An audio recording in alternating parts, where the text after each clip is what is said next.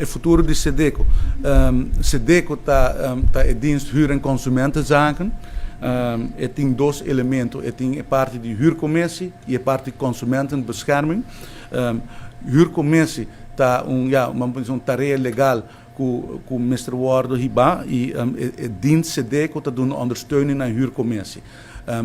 Ik pergunta bom, nós tra profiel na novo para o voorzitter e secretaris de huurcommissie.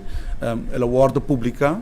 Agora que nós temos processo para escolher voorzitter, plaatsvervangend voorzitter, secretaris e plaatsvervangend secretaris de huurcommissie, que é necessário para por funcionar optimalmente. Zij está quedando claro. Então, trabalho que toma bastante tempo e agora que nós temos a final fase de SEM, de que para outra semana de viernes, Milo Hiba enorme no Conselho de Ministros para aprovação, para depois o landsbesluit worden preparar e nós podemos apresentar candidato aqui na comunidade de Aruba. Dus met keer zij passo importante para modernizar e reestruturar huurcommissie.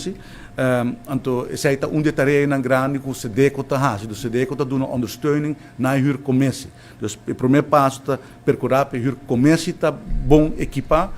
Nós a preparar algum caminho de lei com o Ministério para a huurcommissie por funcionar, mas optimal também está claro, worden mandar para a direção wetgeving.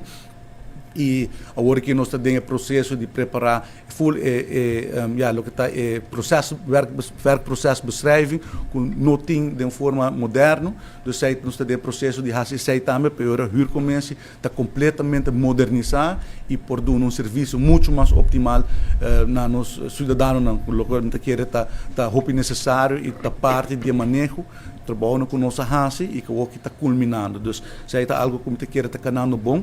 E agora queda a parte de consumentenbescherming, bouw de SEDECO, mita den conversação com o departamento, com o empregado, para que é a maneira para optimalizar a proteção do consumidor. Dus in futuro de ambtenaren nada não também passa. Não, é futuro de ambtenaren não está uitsteken sobre iedereen dat queda de constelação de suporte huurcommissie of dan também economische zaken. E agora bota papiando de mesma estrutura de governação, de LMA, de ambtenarij.